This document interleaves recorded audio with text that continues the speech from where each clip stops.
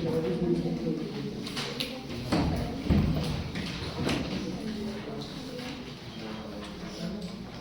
Third chapter के अंदर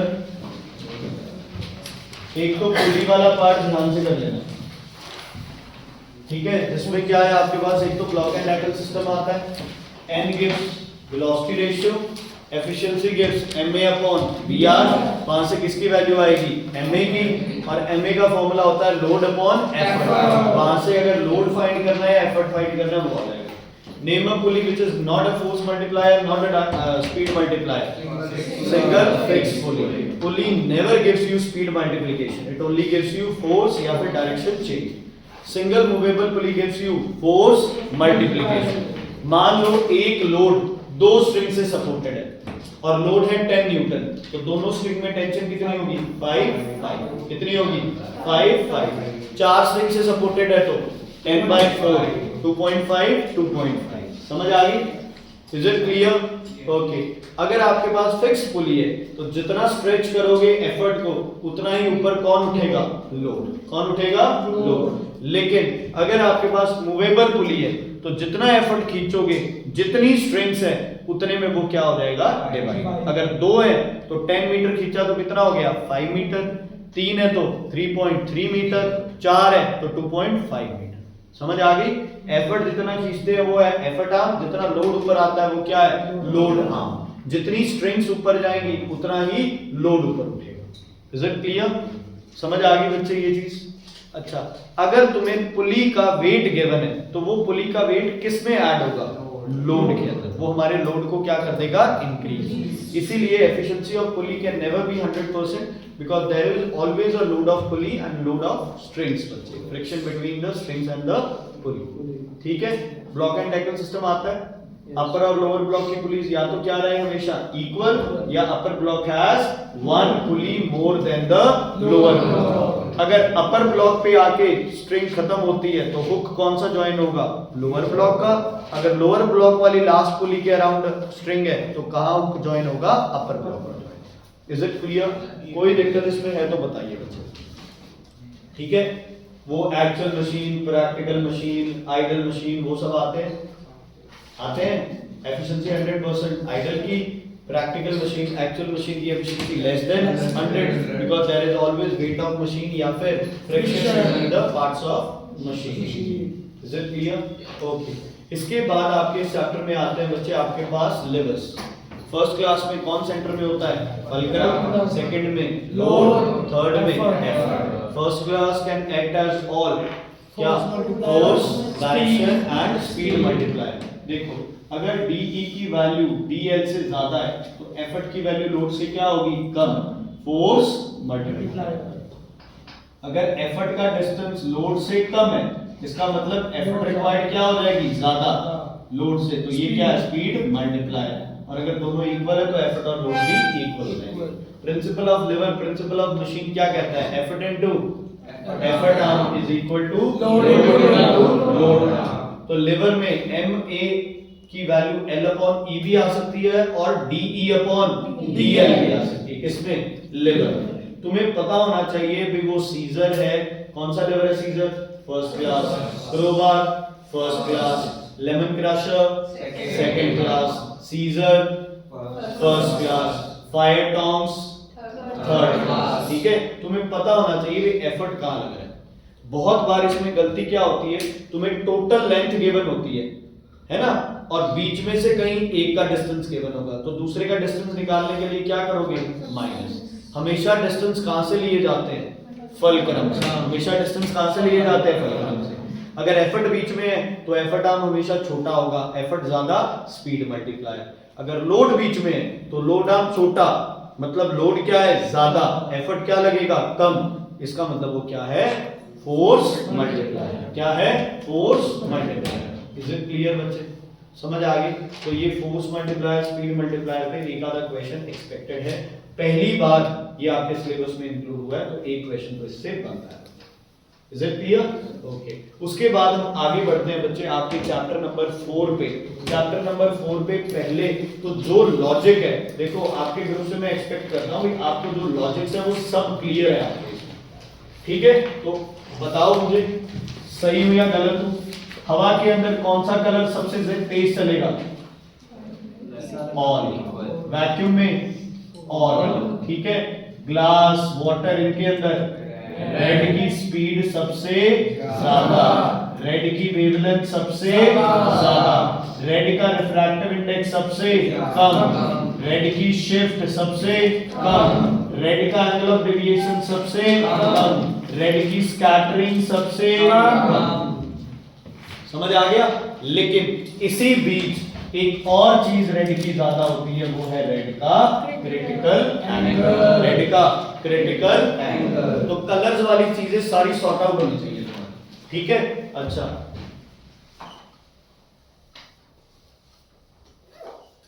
x Y, red colour की कौन सी लाइट है इसमें से? एक्स उल्टा है प्रिज्म, ठीक है? उल्टा है ये, देखो ये डेविएट हुई होगी, ये ऐसे, और ये ज्यादा, जो ज्यादा डेविएट हो गई वो रेड नहीं हो सकती, जो कम डेविएट हुई वो क्या है? रेड। प्रिज्म क्या है बच्चे? उल्टा है। समझ आ गई? Is it clear? ऐसे दिमाग निकल जाता है बच्चे वहां पे। एमसीक्यू का सबसे बड़ी दिक्कत यही है एमसीक्यूज के अंदर, कि वहां एक और आंसर होता है जो हम चाहते हैं कि आंसर हो उसका। जैसे वो वाटर वाला क्वेश्चन था ना, हम ऑक्सीजन वाला वो चल रहा दिमाग में, वाटर ही, मैंने तो खुद उस दिन पढ़ के मैंने कहा वाटर, कल फिर वो दोबारा जब उसको देख रहे थे तब एकदम से वो मैंने कहा यार ये तो वाटर ही नहीं है, तो होना क्या चाहिए आपका? CO2 होना चाहिए उसमें। इज इट क्लियर बच्चे? समझ आ गई ये चीज? कोई दिक्कत है तो बताइए इसमें, ठीक है? कलर्स वाला कंसेप्ट बिल्कुल क्लियर? ओके। अब हम बात करते हैं इसके अंदर यार रिफ्रैक्टिव इंडेक्स की। रिफ्रैक्टिव इंडेक्स किसके पे डिपेंड करता है? ऑप्टिकल डेंसिटी पे। और किस पे डिपेंड करता है रिफ्रैक्टिव इंडेक्स? वेवलेंथ पे। इसको और क्या बोल सकते हैं? कलर। इसके क्या है? इनवर्सली। इसके क्या है? डायरेक्टली। और रिफ्रैक्टिव इंडेक्स किसके है? Inversely temperature. क्योंकि टेम्परेचर बढ़ेगा तो डेंसिटी क्या हो जाती है? कम। डेंसिटी कम होगी तो रिफ्रैक्टिव इंडेक्स क्या हो जाएगा? क्या हो जाएगा? किस पे? एंगल ऑफ इंसिडेंस, एंगल कौन? रिफ्रैक्टिव नहीं, जैसे इंसिडेंस चेंज हो जाएगा वैसे एंगल ऑफ रिफ्रैक्शन भी चेंज हो जाएगा। sin i upon sin i upon sin r is always constant which is mu। तो अगर i चेंज हो रहा है उसके हिसाब से कौन चेंज हो जाएगा? r। इसलिए mu i पे डिपेंड नहीं करता। mu के ये तीन फैक्टर हैं। नेचर ऑफ द मटेरियल में क्या लिखोगे? ऑप्टिकल। टेम्परेचर बढ़ गया तो डेंसिटी क्या हो जाएगी? कम। डेंसिटी कम हो गई तो ऑब्स्ट्रक्शन क्या हो जाएंगे? कम। ऑब्स्ट्रक्शन कम तो रिफ्रैक्टिव इंडेक्स कम। टेम्परेचर बढ़ गया, हाँ सही है, फिर रिफ्रैक्टिव इंडेक्स कम हो गया, इनवर्सली प्रोपोर्शनल हो गया ना वो। ठीक है बच्चे, क्लियर है इतनी चीज? ओके। ग्लास स्लैब का डायग्राम आता है ना? पैरेलल बनाती है रे। I इक्वल्स टू क्या आता है? E। I equals to E। और ग्लास स्लैब वाले में क्या निकल के आती है तुम्हारे पास? लेटरल डिस्प्लेसमेंट ना है। Lateral displacement. Lateral displacement directly proportional to mu. हाँ जी, directly proportional to angle of incidence, directly proportional to thickness, but inversely proportional to lambda. Inversely proportional to lambda क्या है? वेट। इसका मतलब लेटरल डिस्प्लेसमेंट जो है ये सबसे कम किसके लिए होगी? कौन से कलर के लिए? रेड कलर के लिए क्या होगी? लीस्ट। रेड कलर के लिए क्या होगी? लीस्ट। ठीक है, समझ आ गया? ओके। अब एंगल ऑफ डेविएशन किस पे डायरेक्टली डिपेंड करता है? म्यू पे। किस पे डायरेक्टली डिपेंड करता है? थिकनेस नहीं, एंगल ऑफ प्रिज्म। क्योंकि प्रिज्म में थिकनेस उसका कौन डिसाइड करता है बच्चे? एंगल डिसाइड करता है। बेटा वीडियो चल रही है, देखने एक बार। ठीक है, किस पे डिपेंड करता है? एंगल ऑफ प्रिज्म पे। तीसरा, जो एंगल ऑफ डेविएशन और एंगल आई का ग्राफ है वो ऐसे बनता है ना? पहले क्या करता है? डिक्रीज, फिर क्या करता है बच्चे? इंक्रीज। पहले डिक्रीज फिर इंक्रीज। ठीक है, अब वो सेम क्वेश्चन तो आएगा नहीं जो फर्स्ट सेमेस्टर वाला है, तो उस पे ज्यादा आपका मत क्यों आएगा, है ना? ये हो गए बच्चे तीन चीजें। ओके, क्लियर है? कोई प्रॉब्लम है तो बताओ। लैम्डा पे कैसे होगा? ये भी इनवर्सली प्रोपोर्शनल। तो सबसे कम डेविएशन किस कलर की आएगी बच्चे? रेड। किसकी आएगी? रेड। सुनो, अगर स्पीड बढ़ेगी, है ना, तो चीजें हमें क्या दिखाई देंगी बच्चे? Long and tall. और अगर स्पीड कम होगी तो चीजें क्या दिखाई देगी बच्चे? Short and shiny. समझ आ गई? एयर से वाटर में जा रहे हो तो क्या दिखाई देगी? शॉर्ट एंड शैलो, है ना, रेज्ड दिखाई देगी। बट अगर आप डेंसर से रेयर में देख रहे हो तो चीजें क्या दिखाई देगी बच्चे? लार्ज दिखाई देगी, स्पीड बढ़ जाती है। ठीक है, लॉजिक रहेगा यार? क्लियर है? ओके। रिफ्रैक्टिव इंडेक्स का फॉर्मूला बताओ भाई, क्या क्या होता है? Sine i upon sine r और c upon v. What is c? Speed of light in air. कितना? Vacuum 3 into 10⁸ 8। ओके। और lambda in vacuum upon lambda in medium. एक मैम का फेवरेट फॉर्मूला याद रखना ये वाला। ठीक है, आपको दो वेव फ्रीक्वेंसीज गिवन हो सकती है, दोनों की वेवलेंथ बतानी हो तो फॉर्मूला क्या लगेगा? C equals to V into क्या कर दिया? V equals to lambda into f, या C equals to lambda into f। f क्या है? फ्रीक्वेंसी। V क्या है? वेलोसिटी। लैम्डा क्या है? वेवलेंथ। ठीक है, फ्रीक्वेंसी और वेवलेंथ का प्रोडक्ट क्या होगा बच्चे? V के बराबर होगा। और अगर C है तो प्रोडक्ट हमेशा क्या आएगा? 3 into 10⁸ मीटर पर सेकंड। ठीक है, क्लियर है? ओके। स्कैटरिंग किस कलर की सबसे ज्यादा होती है? वायलेट, जिसको आप ब्लू कर लेते हैं, है ना। और सबसे कम किसकी होती है? रेड। क्लियर है बच्चे? इतनी बात नहीं क्लियर तो अभी पूछो मुझसे प्लीज, रिक्वेस्ट। इतनी बात क्लियर है? ओके। अब ध्यान से देखो जरा, देखो, अगर आप किसी भी चीज को एयर से ग्लास में ले आओ, किसी भी चीज मतलब जैसे लेंस को या किसी भी ग्लास लैब को या किसी भी प्रिज्म को एयर से ग्लास में लाओगे, स्पीड क्या हो जाएगी? कम। स्पीड क्या हो जाएगी? कम। तो इसकी पावर भी क्या हो जाएगी? कम। समझ आ गई? याद रहेगा भाई, हवा में जो थी उससे अगर आप हवा में, जैसे ग्लास था वो हवा में जितनी स्पीड चेंज कर रहा था, क्या वो वाटर में उतनी स्पीड चेंज करेगा? नहीं, नहीं करेगा। ओके। अगर आप इसी को वाटर में ले आओ, जैसे एयर से वाटर में ले आओ, तो भी इसकी पावर क्या हो जाएगी? कम। पावर और फोकल लेंथ का क्या रिलेशन है? इनवर्स। तो पावर अगर कम है तो फोकल लेंथ बढ़ेगी, यहां भी फोकल लेंथ बढ़ेगी। ठीक है, अगर किसी लेंस को एयर से ग्लास में लाते हो या किसी लेंस को एयर से वाटर में लाते हो तो उसकी पावर क्या हो जाती है? कम, क्योंकि वो जितनी डेविएट कर सकता था उतनी डेविएट नहीं करेगा, क्योंकि डिफरेंस क्या हो गया? कम। डिफरेंस कम हो गया तो पावर भी क्या हो जाएगी? कम। इसको याद करने की ट्रिक ये है कि अगर आप रेयरर से डेंसर मीडियम में लेंस को लेके आते हो तो स्पीड कम होती है तो उसकी पावर भी क्या हो जाती है? कम। पावर कम तो फोकल लेंथ ज्यादा, है ना। पावर और कम तो फोकल लेंथ और भी। ग्लास को ग्लास में रखोगे तो उसकी फोकल लेंथ क्या हो जाएगी? इनफिनिट, है ना। लाइट का रास्ता चेंज होगा? नहीं होगा, क्योंकि पावर क्या हो गई? नेग्लिजिबल। दोनों मीडियम क्या हो गए? लेंस और ग्लास दोनों मीडियम क्या हो गए? सेम। क्या हो गए? सेम। लाइट अगर कोई 90 डिग्री पे लग रही है तो angle of incidence 0, angle of refraction 0, angle of refraction 0। समझ आ गई? Okay. Critical angle is the angle of incidence corresponding to which angle of refraction is 90 degrees in which medium? Rear. ठीक है, अगर एंगल ऑफ इंसिडेंस और critical angle बराबर है तो angle of refraction क्या होगा?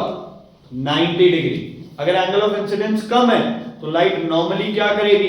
रिफ्रैक्ट। अगर एंगल ऑफ इंसिडेंस ज्यादा है तो लाइट क्या शो करेगी? Total internal reflection. Total internal reflection की कंडीशन क्या है? Light should travel from a denser to a rarer medium. Light should travel from a denser to a rarer medium. और दूसरा, angle of incidence should be more than critical angle. Sir ये speed long term क्या है? क्या? ये क्या है? जहां पे स्पीड बढ़ रही है मीडियम में वहां चीजें लंबी दिखाई देंगी, जहां स्पीड कम हो रही है वहां चीजें शॉर्ट दिखाई देंगी। ग्लास लेंस को डायमंड में रखोगे तो फर्क पड़ेगा, ग्लास को ग्लास में रखोगे जितनी पावर थी उससे पावर अब बढ़ जाएगी, क्योंकि दोनों के रिफ्रैक्टिव इंडेक्स में क्या है? काफी फर्क है। ठीक है, थोड़ा फर्क पड़ेगा। अच्छा, इधर देखो भाई, इधर देखो सारे।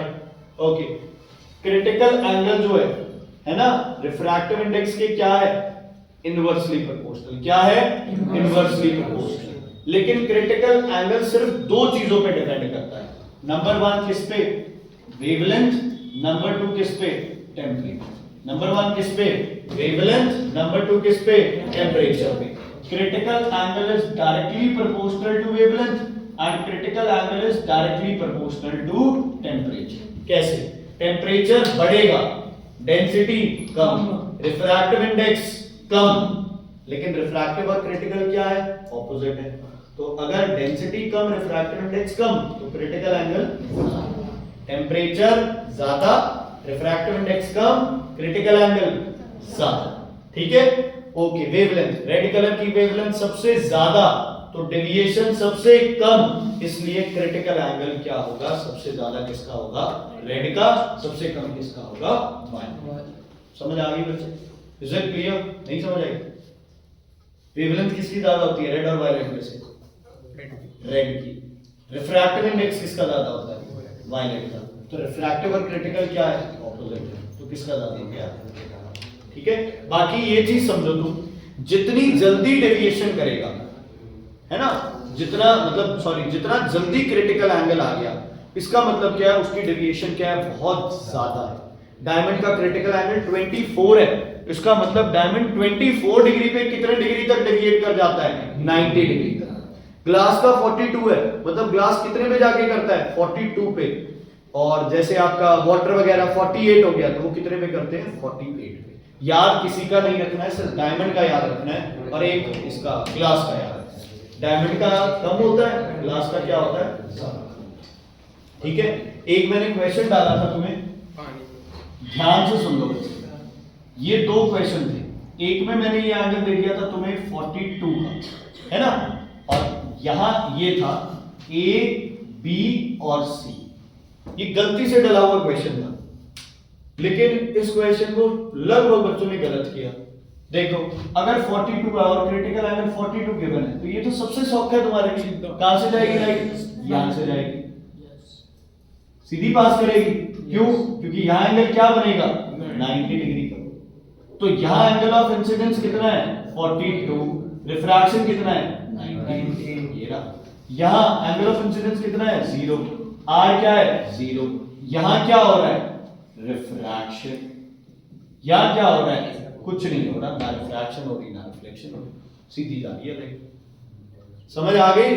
Is it clear? मान लो ये एंगल होता 48, तो आई से ये एंगल क्या है, बड़ा। ध्यान रखना, ये 48 है या ये 48 है, ये है तो ये 90 में से क्या करोगे, 90। ये कितने पे लाइन जाके लगेगी, 48। यहां कितने का एंगल बनेगा, 42 का। ये 48 है, अंदर वाला क्या बन गया, 48, टोटल क्या है, 90। तो 90 माइनस 48, 42। अब ये रे कहां जाएगी, सीधी जाएगी पे 90। एक ऐसा क्वेश्चन एक्सपेक्टेड है बच्चे। समझ आ गई? क्लियर है? ओके, याद से कर लेना, 90 45 45 हो जाएगा। आते हैं प्रेजेंट वाले क्वेश्चन, 90 45 45 60 60 60 90 60 30।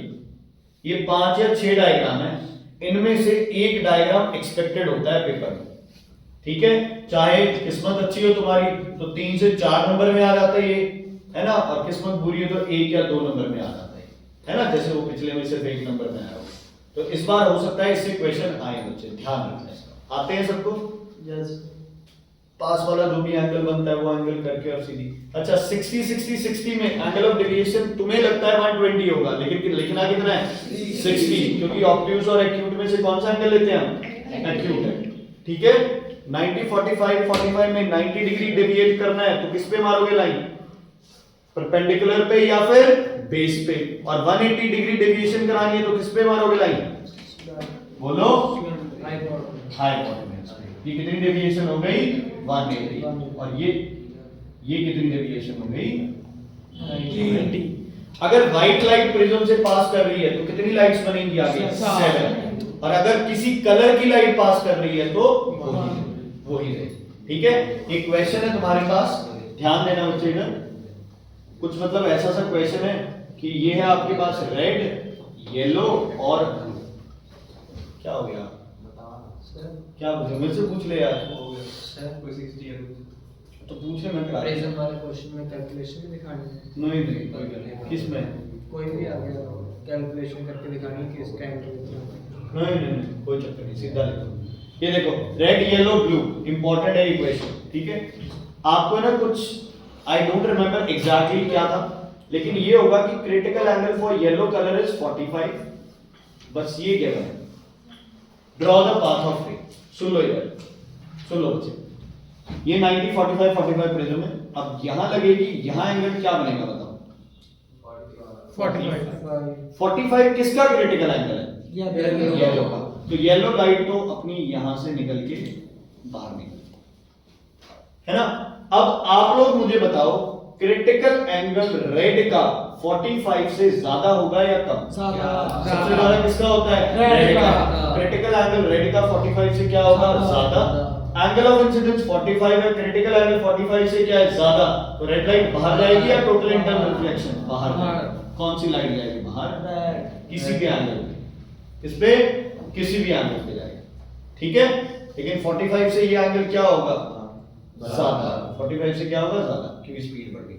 अब ब्लू के साथ क्या है, ब्लू का क्रिटिकल एंगल क्या होगा 45 से कम, मतलब angle of incidence is more than critical angle, angle of incidence is more than critical angle. तो क्या होगा फिनोमेनन, टोटल इंटरनल रिफ्लेक्शन जाएगा सीधा।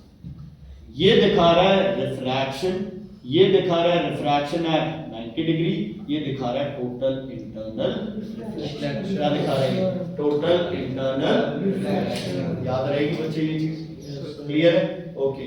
जहां हो रही है कोई साइज चेंज हो रहा है, चीजें बड़ी छोटी दिख रही हैं, बेंट दिखाई दे रही है ना, ट्विंकलिंग ऑफ स्टार्स आ रहा है जहां पे, है ना, कोई पोजीशन चेंज हो रही है जहां पे, हर जगह क्या है उसका reason, due to refraction of light, ठीक है।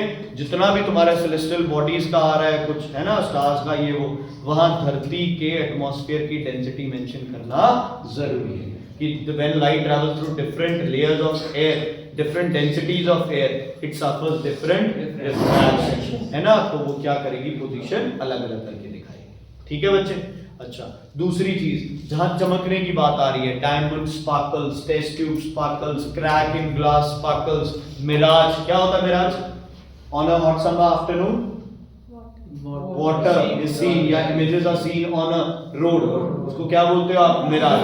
हर केस में रीजन क्या है, total internal reflection, total internal reflection. Sky appears red, sky appears blue, clouds appears black white, हर जगह क्या है, स्कैटरिंग ऑफ लाइट, हर जगह क्या है, स्कैटरिंग ऑफ लाइट। सिर्फ सुबह के टाइम और शाम के टाइम ये जरूर मेंशन करना है, the light has to travel the maximum distance. तो स्कैटरिंग क्या होती है, रेड की कम, वायलेट की ज्यादा।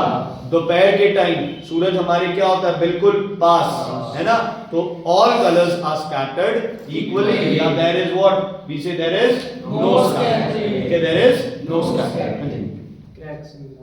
क्रैक्स इन ग्लास, अगर ग्लास में क्रैक आ जाए, उस क्रैक में कौन आ जाएगी, लाइट, हवा। कौन आ जाएगी, हवा।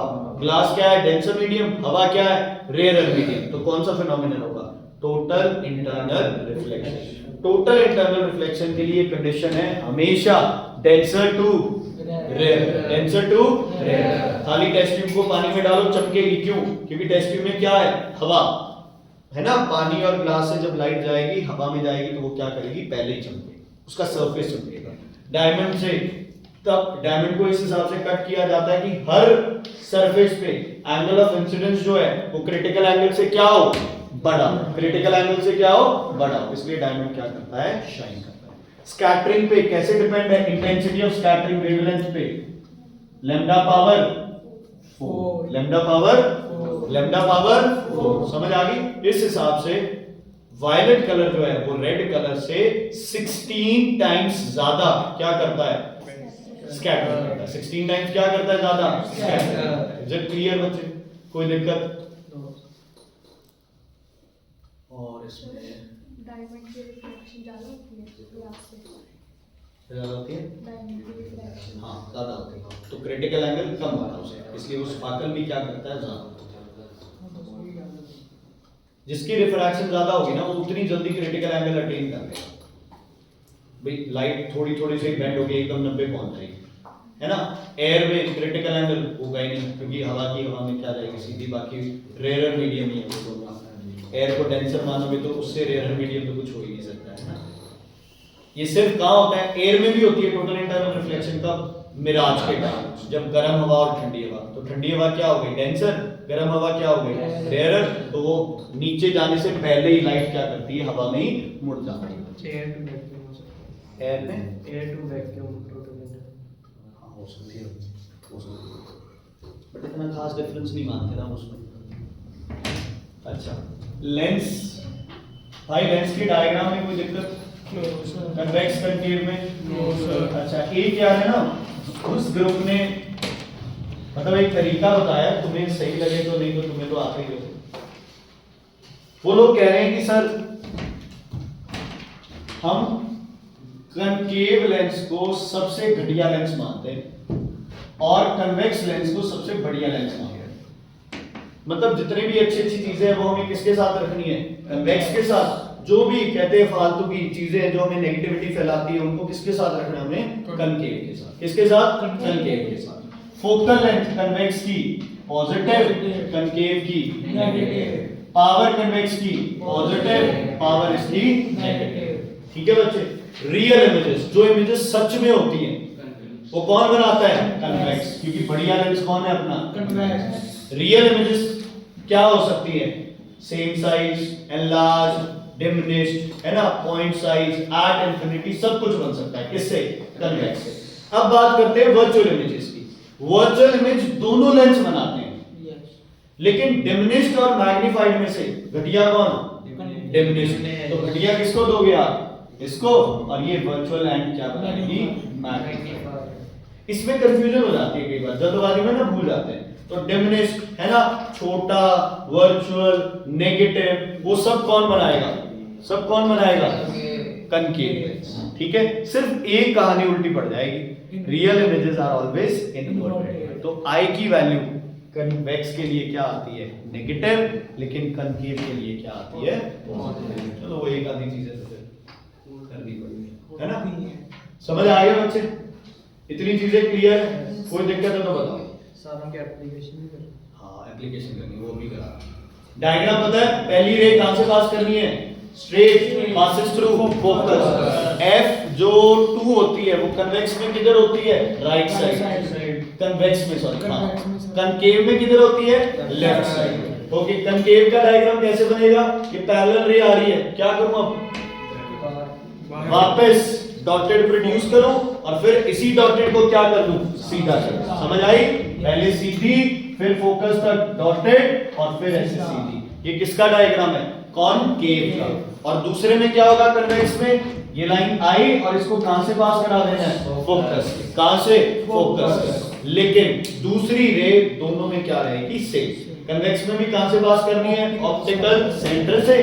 कनकेव में भी कहां से पास करनी है, ऑप्टिकल सेंटर। अगर कन्वेक्स आ जाए और आपको बोल दे 3 रेज बनाओ, तो दूसरी रे कहां से पास कराओ, फोकस से, और बाद में उसको क्या कर दो, पैरेलल। मतलब अगर आपके पास ये ऑब्जेक्ट है, ये फोकस है मान लो, एक तो यहां से पास करके दूसरी इधर से चलेगी, तीसरी को यहां से करके और यहां, तीनों रेज क्या करेंगी, एक ही पॉइंट पे मीट। ठीक है, फोकस से पास करने के बाद रेज क्या हो जाती है, पैरेलल। पैरेलल रेज कहां से पास करती है, फोकस। ऑप्टिकल सेंटर वाली कहां से पास करेगी, ऑप्टिकल सेंटर से। डेविएशन क्या दिखाएगी, नो डेविएशन। समझ आ गई, is it clear, diagram clear है। तो कर सकते हैं, ये कन्वेक्स है, कनकेव में कनकेव में भी कर सकते हो। कनकेव में ऐसे होगा, कोई अगर रे मान लो इधर वाली फोकस के उस पे आ रही है ना, इधर वाली फोकस के डायरेक्शन में आ रही है, वो बाद में क्या हो जाएगी, ठीक है। अच्छा और यार उनके बाद बात कौन सा कि जैसे कनकेव है, जैसे हम कर रहे हैं, ये आ रही है ऐसे, जो फोकस से कर रही है वो तो ऐसे हो जाती है, लेकिन जो फोकस की डायरेक्शन में आ रही है वो ऐसे। और कोई यार डायग्राम दोगे। अच्छा एक और, जितना कन्वेक्स के पास आओगे उतनी इमेज क्या आ जाएगी, दूर। जितना पास होगी उतनी इमेज क्या बनेगी, बड़ी। ओके, अब एप्लीकेशंस हो गई। फोकस अगर इंफिनिटी पे है तो इमेज क्या बनेगी, स्टार्टिंग फोकस किसमें, बर्निंग क्लास। किसमें, burning class.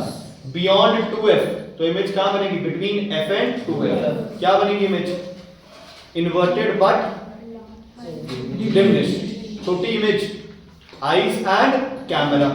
Add two F कहां यूज होता है, telescope, microscope, to erect inverted image, उल्टी चीज को सीधा करने के लिए सिर्फ हम कहां रखते हैं उसे 2f के ऊपर, कहां 2f पे।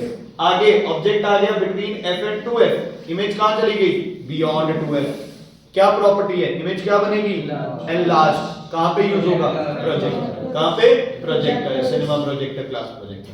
फिर ऑब्जेक्ट कहां आ गया, f पे, इमेज कहां बनेगी, इन्फिनिटी। इमेज कहां बनेगी, इन्फिनिटी पे। इसका याद करने के लिए बोला था, पैरेलल हो जाती है इन कॉलीमेटर स्पेक्ट्रोस्कोप, है ना, कॉलीमेटर स्पेक्ट्रोस्कोप ऑफ कॉलीमेटर, ठीक है। तो यार कुछ नहीं पता, अभी तो नंबर ले लेना अपन, पैरेलल करती है रेस को, ठीक है।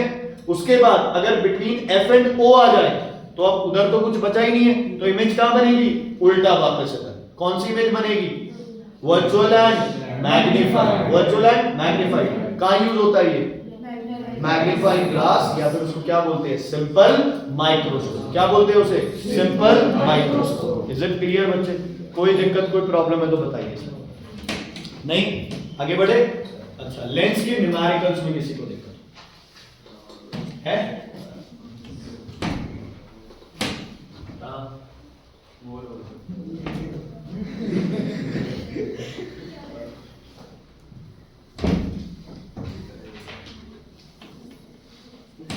स्कूल वाले कई बार कहते हैं तुम लोगों ने सिर्फ चढ़ा रखा है इनको 10 पर, जैसे ये ट्यूशनों में बोलते हैं वैसे ये स्कूल में बोलते हैं। कितना गंदा बोलते हैं तो मैं क्या गवा करते मुझे थोड़ी है ना, वैसे ही जल्दी बात, तुमने तो सही बताया। मैं लाइक का विचार करती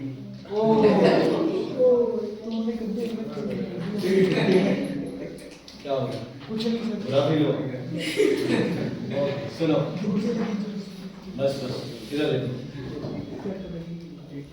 यू और वी वो सब पता है।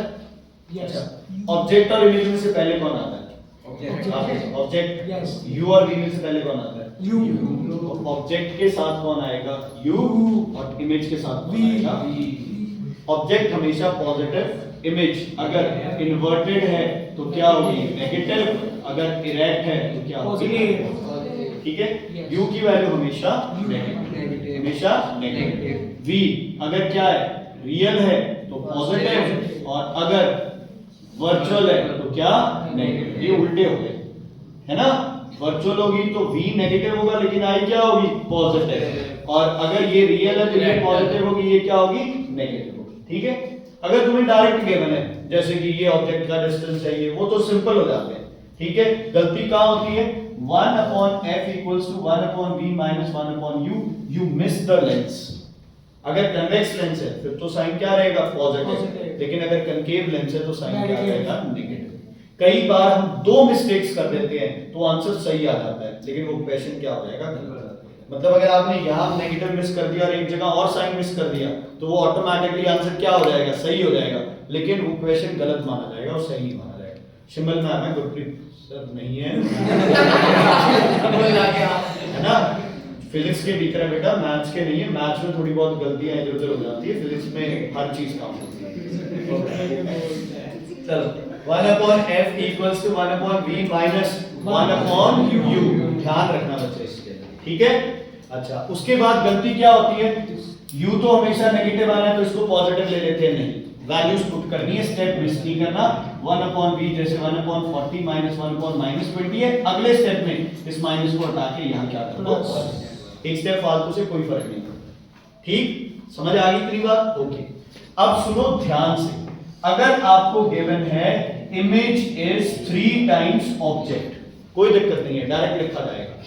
अब तुम्हें दिमाग लगाना है अपना, सुखमीत जी, इमेज अगर रियल है या दिया हुआ है इमेज इज इन्वर्टेड या दिया है कन्वेक्स लेंस और कुछ पोजीशन वगैरह का कंसेप्ट गिवन है, तुम्हें पता चल जाता है कहीं से कि इमेज क्या है, रियल है। रियल होगी तो क्या होगी, इन्वर्टेड। तो ध्यान रखना, o को अगर x ले रहे हो तो i होगा -3x, I will not be 3x, I will be minus 3x. Is it clear? I will be minus 3x.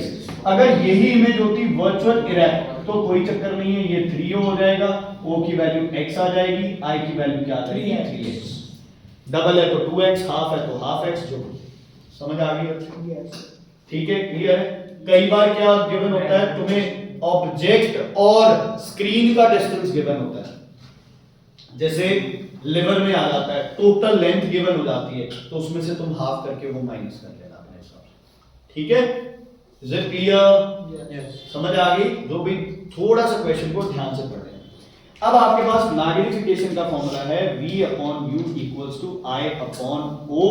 अगर मैं ये क्वेश्चन डाल रहा होता तो मैं आपको क्वेश्चन में क्या करता, v और u में से एक चीज नहीं देता, तुम्हें I और o दे देता. तो यहां से तुम्हें v और u की क्या निकालनी होती, वैल्यू. वहां से तुम्हें क्या निकालना होता, f, और f के बाद मैं तुम्हें क्या कहता, इसकी क्या निकालो, पावर. क्या निकालो, पावर. ठीक है. समरी, फोकल लेंथ आ गई 40 सेंटीमीटर और कन्वेक्स लेंस है, पावर बताओ. समरी बताइए. पॉजिटिव आएगी. Very good. फॉर्मूला क्या होता है पावर का? चुप. 1 अपॉन 40 इंटू 40 अपॉन 100, तो 100 अपॉन 40. आंसर क्या आ गया, plus 2.0 d. d means that. d means that.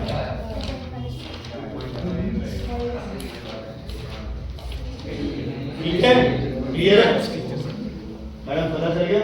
Okay. You always negative, virtual के लिए v नेगेटिव, रियल के लिए positive. I for virtual positive, I for real negative. M for inverted image minus, M for erect image. ठीक है, ये plus आएगा किसके लिए, इरेक्ट के लिए. ये माइनस आएगा किसके लिए, इन्वर्टेड के लिए, क्योंकि I की वैल्यू क्या आ जाएगी, माइनस. O की वैल्यू लोकेशन हमेशा. इज इट क्लियर बेटा? कोई दिक्कत?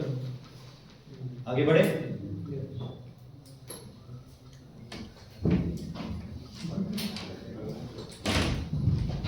लेंस में और क्या, अच्छा एक और यार क्वेश्चन आया होगा पिछली बार.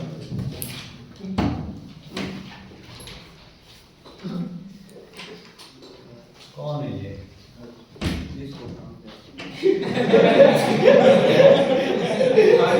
खांसी. जिसको खांसी है.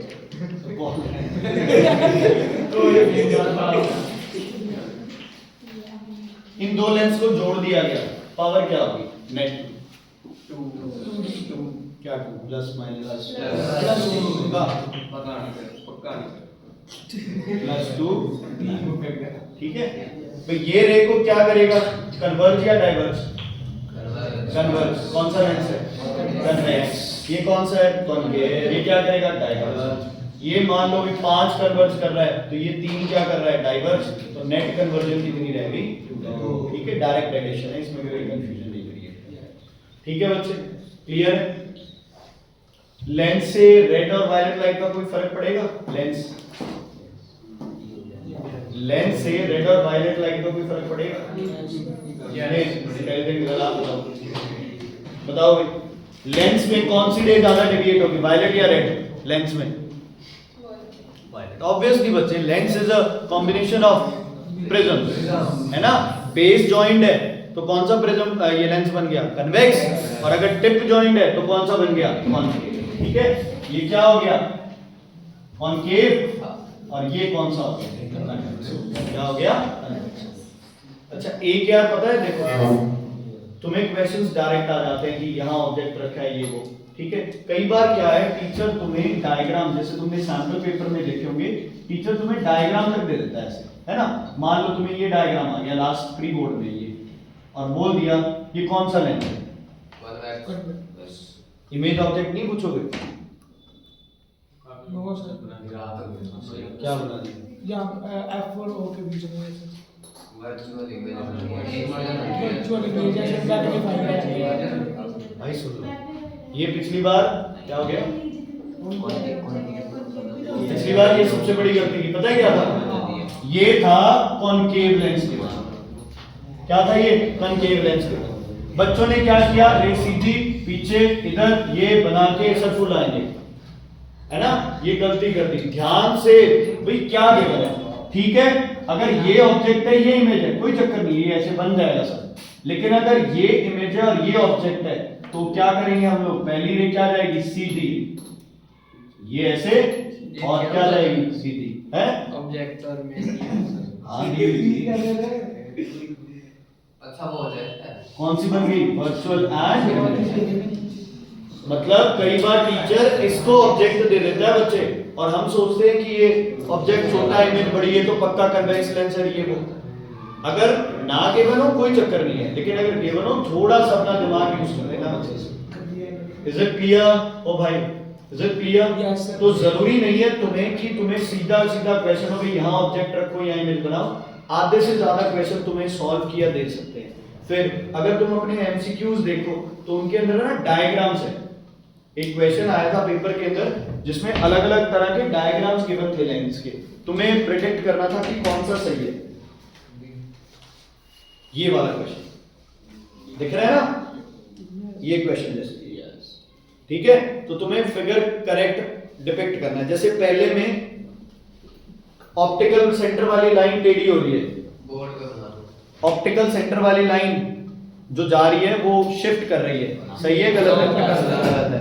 पैरेलल लाइन 2f से पास कर रही है, पैरेलल लाइन 2f से पास कर रही है, गलत है। कहां से पास करेगी, f से। चलो कहां चलो, ओके, पैरेलल लाइन f से पास कर रही है, सही है, पैरेलल लाइन f से पास। अच्छा एक ये डायग्राम है, ये सही है या गलत? पहले मत बोलने लग जाना है।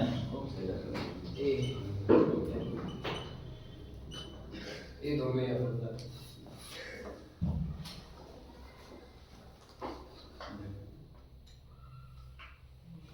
सही है गलत? कौन सी गलत है, 1 या 2? 2 वाली कहां से जानी चाहिए थी?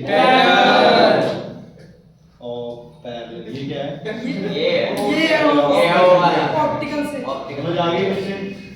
Is it clear? पैरेलल से यहां से पास होने के लिए लाइन को क्या जाना चाहिए था, parallel.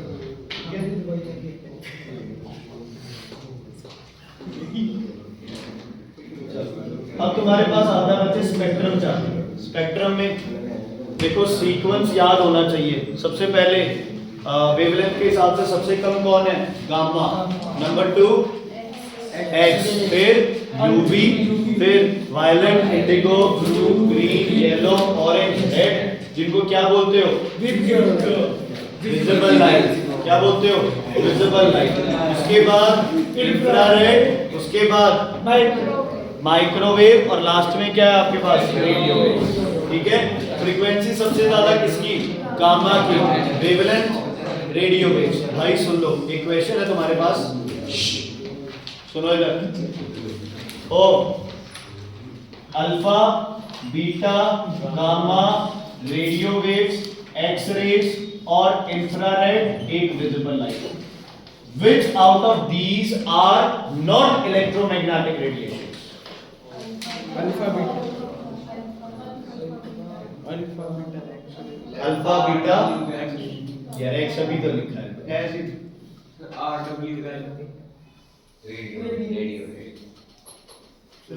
Alpha beta alpha beta, ठीक है जी। ये क्या है, रेडियो एक्टिव रेडिएशन है, but these are not electromagnetic radiation. अगर अल्फा बीटा गामा की तुम्हें स्पीड याद हो तो वहां लिखा हुआ है 1/10, लिखा है ना कुछ 1/10, 10⁻⁶ अल्फा का, बीटा का 1/10 स्पीड ऑफ गामा है। ठीक है, तो इलेक्ट्रोमैग्नेटिक रेडिएशन हमेशा किस स्पीड से चलती है, स्पीड ऑफ लाइट। सबकी स्पीड क्या होगी, 3 × 10⁸ मीटर पर सेकेंड। यहाँ दिमाग खराब हो जाता है, कई बार हम इस गामा को भी इंक्लूड कर देते हैं कि ये भी नहीं है इलेक्ट्रोमैग्नेटिक, ये तो रेडियो एक्टिव है। ये दोनों है, it is electromagnetic as well as radio active radiation. Is it clear बच्चे? Okay, quartz, quartz prism, UV, rock salt, infrared, night photography, infrared, temperature, infrared. ठीक है जी। और दूसरे नाइट फोटोग्राफी के लिए क्यों यूज करते हैं infrared, least scattering, least scattering. ठीक है, यूवी रेडिएशंस ट्रीटमेंट वगैरह के लिए यूवी है ना, साफ सफाई जर्म्स वगैरह मारने के लिए यूवी रेडिएशंस। क्लियर है बच्चे?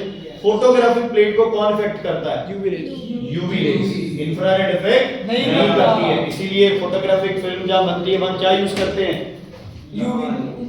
Infrared radiations. क्या यूज करते हैं? इंफ्रारेड।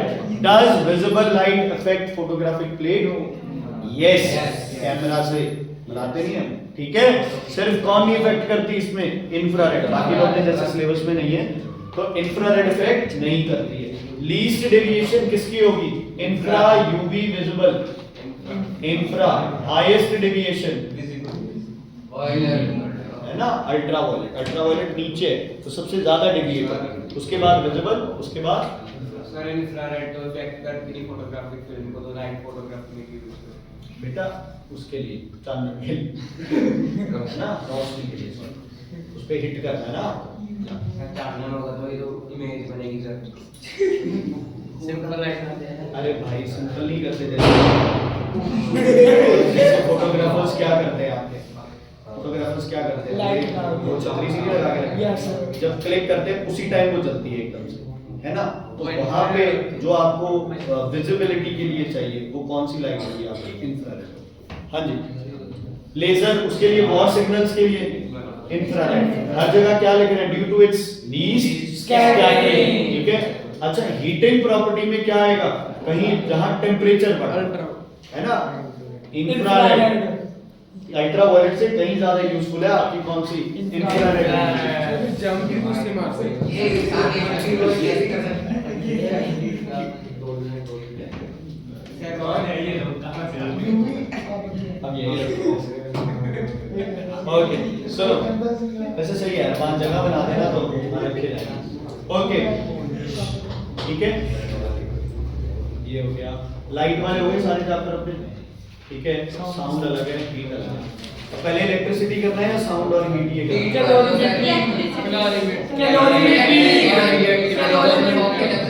चलो सुनो, चलो फिर सीक्वेंस ही करते हैं। इलेक्ट्रिसिटी और ये तो ठीक है ओके, पर अभी तो 1 घंटा पड़ा है। Listen, ठीक है। ये इतने अपने चैप्टर हो गए लेंस वाले और ये सब। अच्छा, एक यार काइनेटिक और मोमेंटम वाला क्वेश्चन कर लेना ढंग से, क्योंकि ये इसमें भी आया हुआ है। अच्छा, अगर मोमेंटम सेम है तो लाइट और हैवी बॉडी में से किसकी काइनेटिक एनर्जी ज्यादा होगी? लाइट। ठीक है। और अगर मोमेंटम का कुछ मेंशन नहीं है तो लाइट और हैवी में से किसकी काइनेटिक ज्यादा होगी? Heavy body. ठीक है। मोमेंटम मेंशन्ड है तो काइनेटिक एनर्जी क्या होती है? मास के इनवर्स। नहीं मेंशन है तो क्या होती है? डायरेक्टली। ठीक है, डायरेक्टली। ठीक, ओके। साउंड चैप्टर सुनो, क्या हो गया? क्वेश्चन है कोई?